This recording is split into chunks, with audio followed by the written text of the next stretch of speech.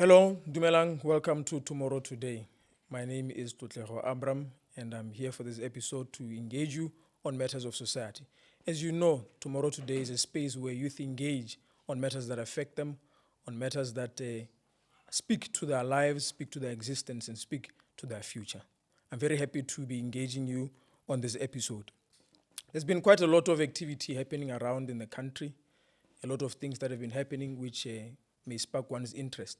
If you are a person who knows that you can't separate yourselves from the happenings of society, I want to engage you today, particularly on two issues which I think have been most of what a lot of people have been talking about.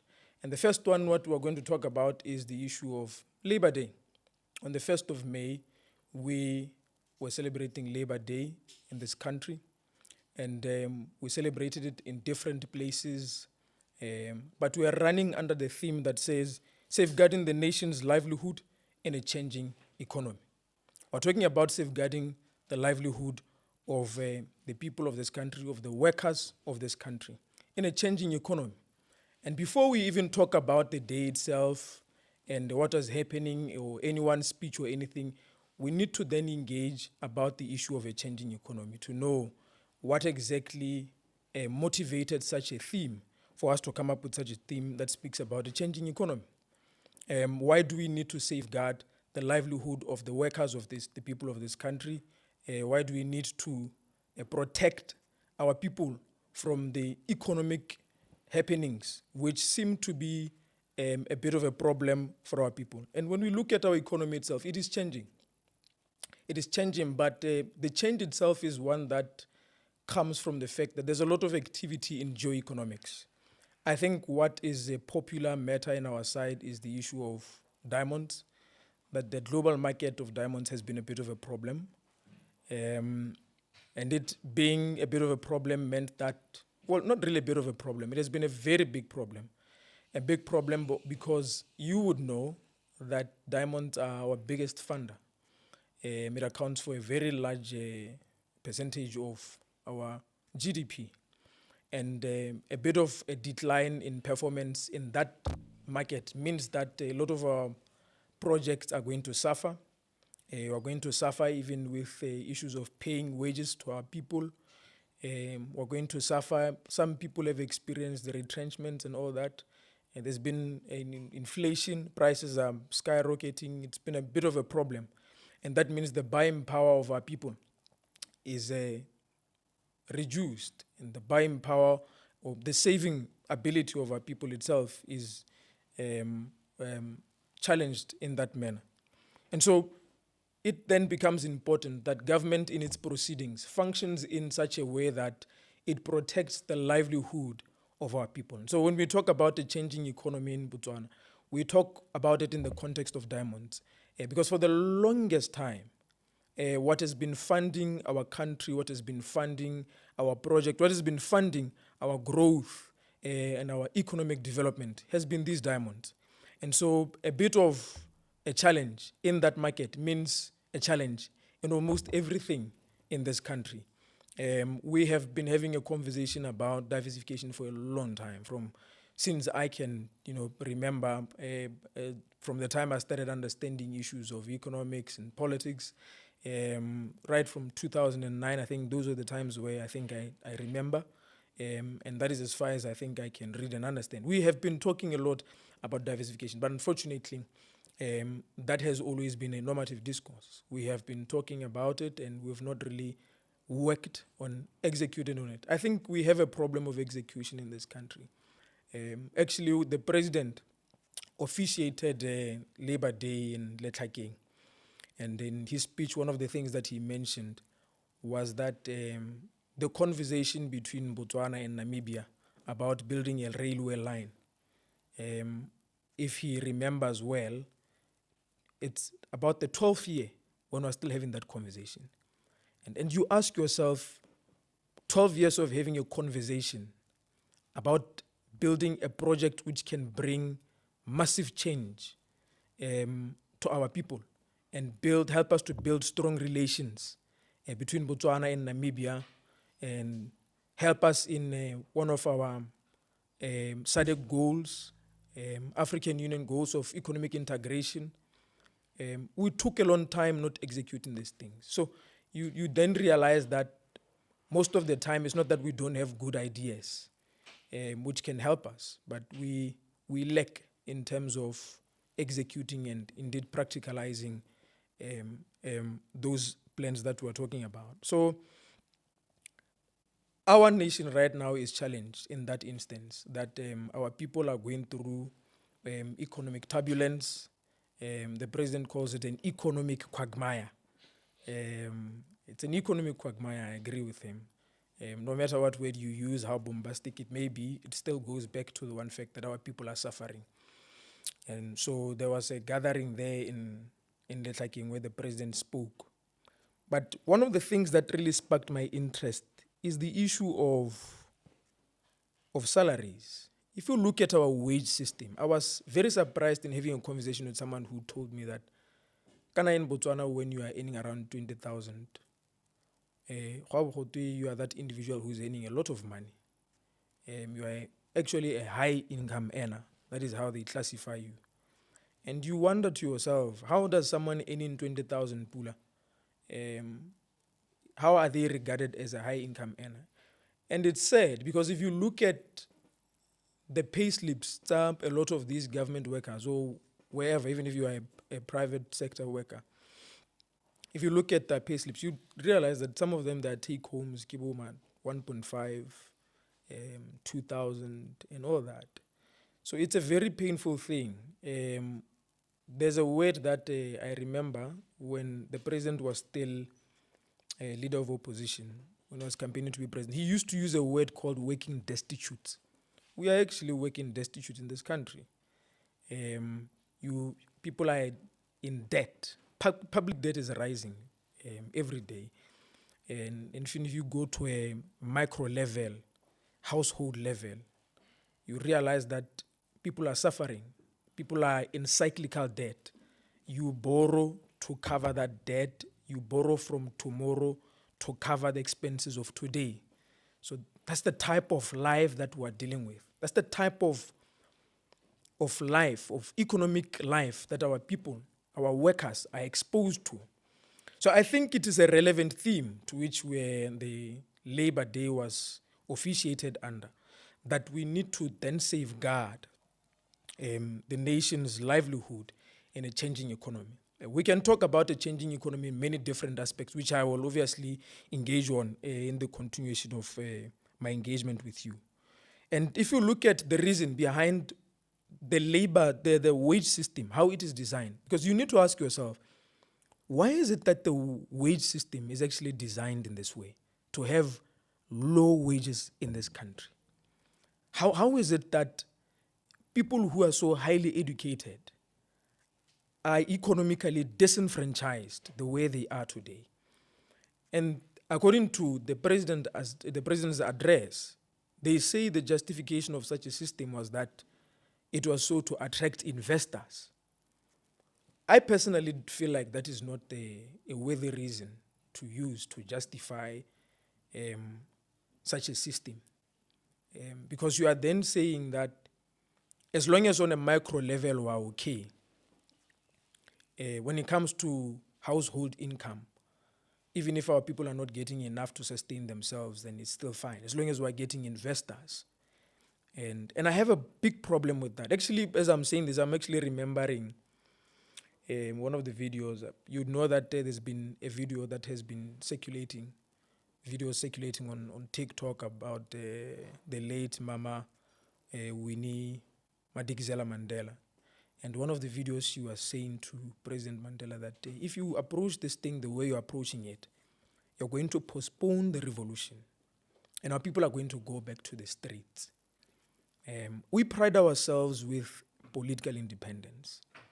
We pride ourselves with how we are able to determine our lives, as our political life as a people. But my belief is that, and I've said this in different occasions where I've had the opportunity to speak on this matter, that you see the functionality of a political independence that is devoid of economic power is but an illusion.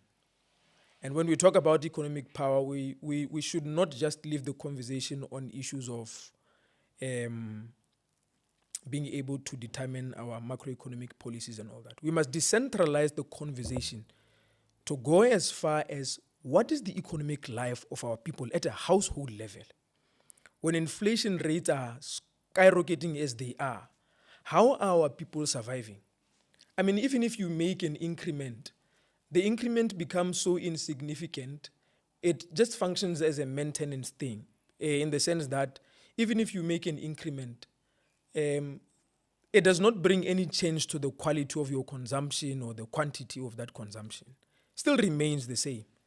In fact, it is even as bad as that increment does not even serve you in any way, in the sense that you probably would have to find yourself with no saving muscle, that you don't have the ability to save. Like all your income, together with that increment that you have, goes all to your consumption.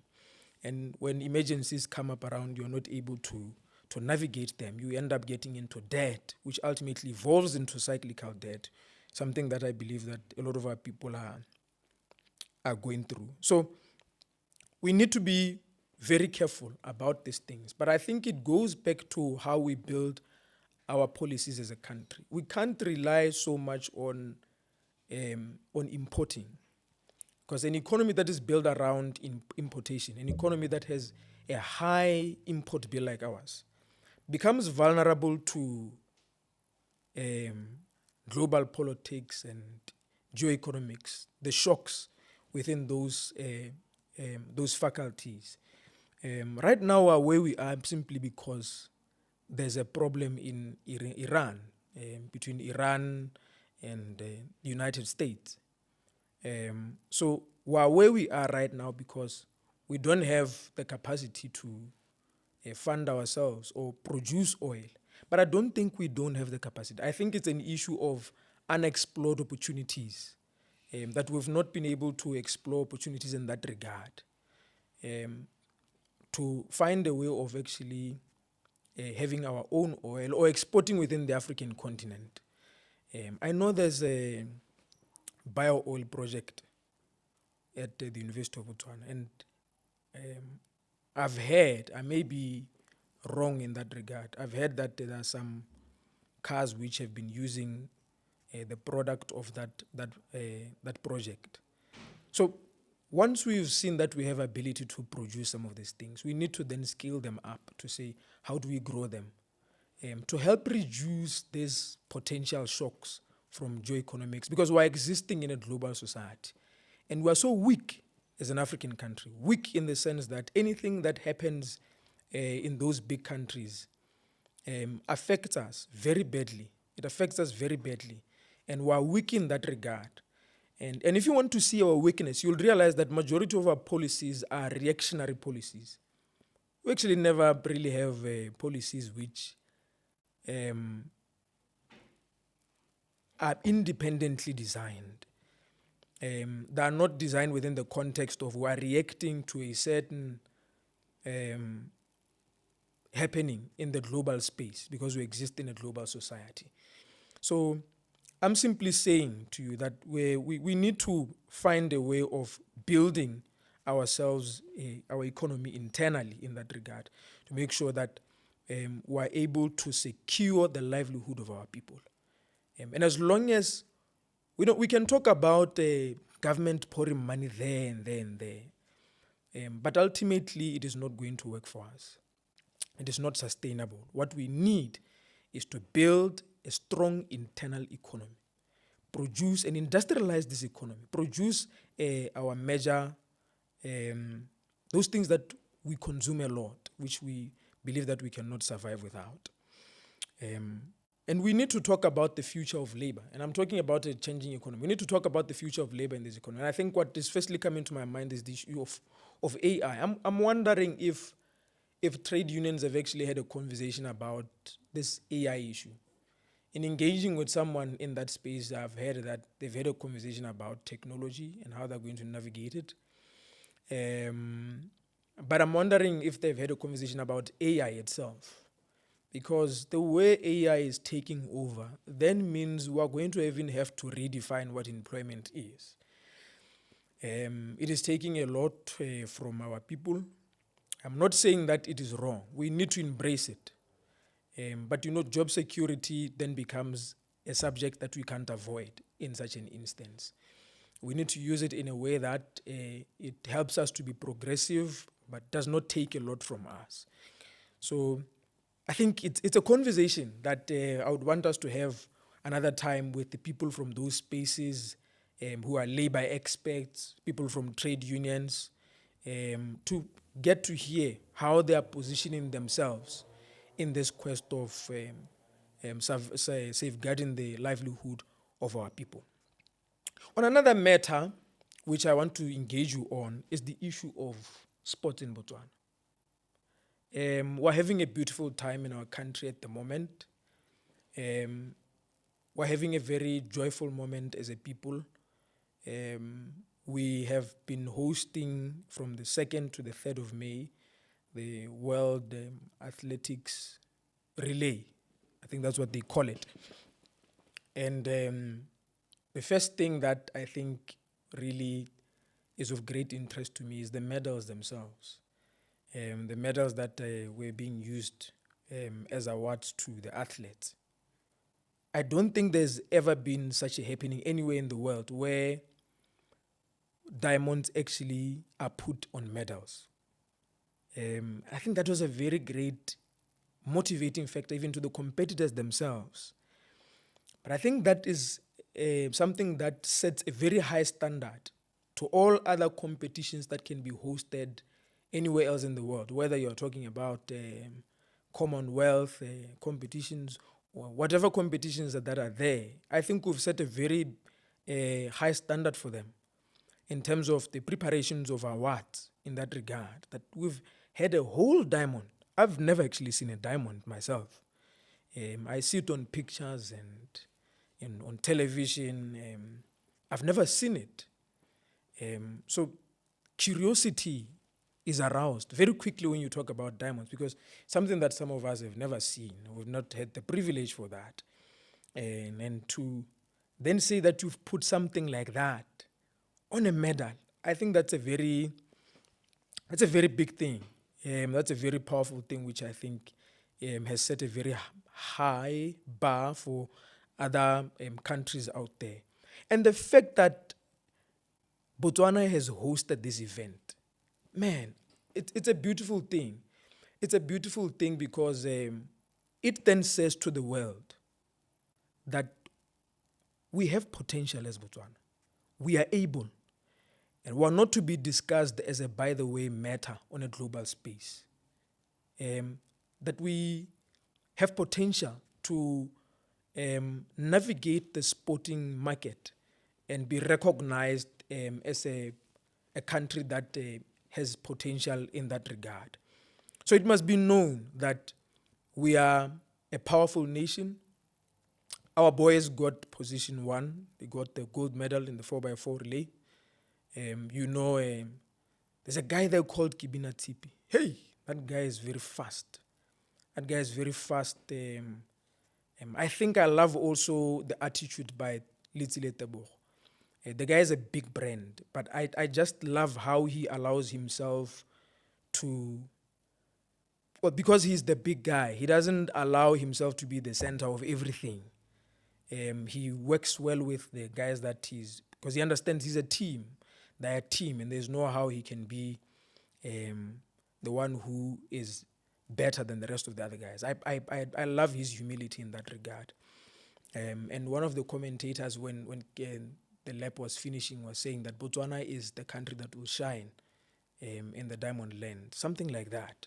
It was a very beautiful moment in our country, and I want to congratulate our boys in that regard for taking such a position. They've really positioned us well. And we're sending a strong message to the world that this is Botswana, the beautiful, great Republic of Botswana. We, the diamond people, we must not be discussed as a by the way matter.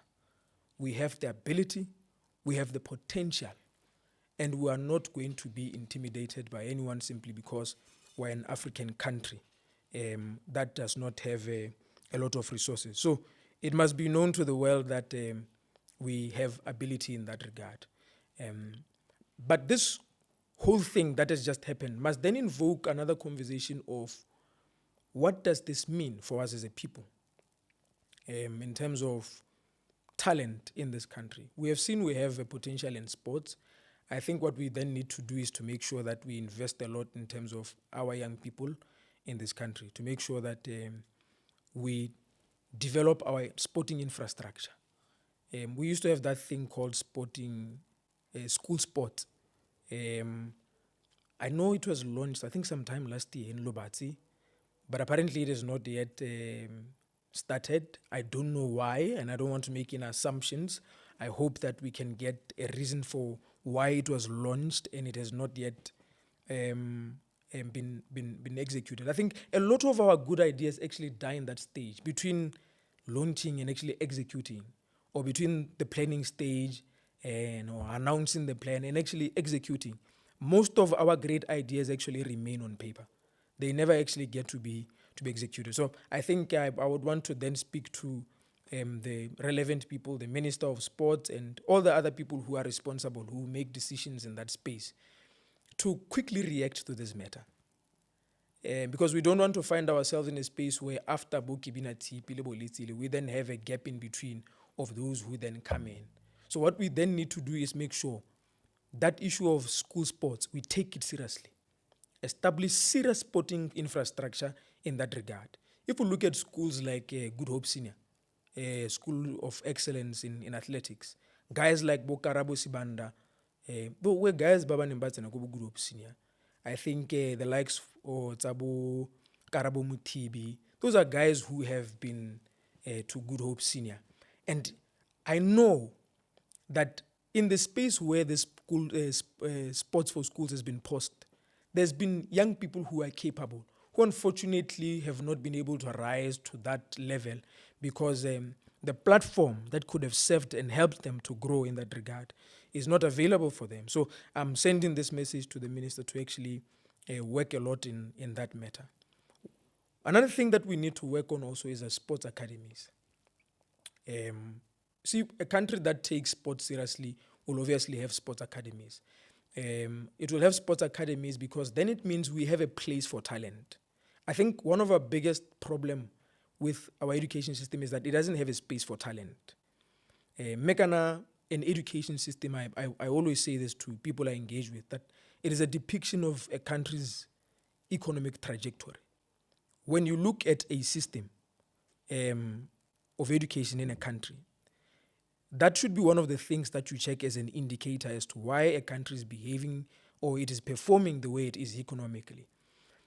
So there's no how we can want to progress as a country when we don't have a space for talent. But I'm hopeful because if you've read the budget speech that was delivered by the Vice President, I think there was a lot of space for human capital development. And I think the greatness of every nation, the conversation about the greatness of every nation should actually begin on its structures of human capital development. So I'm hopeful in that regard that we're going to have a space for talent so that we can have more of Litsile Teboho and Kibina Tipi. And I hope that we'll manage in that regard. I'm very happy. And I want to congratulate our boys for doing well. The president was very excited. Everyone is excited. It's a good time in Botswana. And I hope that we'll work on these issues to make sure that these are not the last of those who have served us in that regard, so that we can have duplicates. Abu Amantle Muntu. There was once a lady called Amantle Muntu. Very powerful, very fast. So we need to have stuff like that, where those people who were once in that space are now training up younger ones, so that there's continuity in that regard. And so these are the two matters that I wanted to engage you on about today. This matter of labor in our country and the issue of sports. I think these are very sensitive conversations that we need to have. I hope to have guests in other episodes where we'll engage deeply on these matters You can comment in the comment section and state who you'd want to have to come over so that we can engage on these matters. I hope that you like, you comment, you share, you subscribe. We have a page on TikTok, we've got one on Facebook, we've got one on YouTube. Go there, search Tomorrow Today, you'll find us there. Have a good day.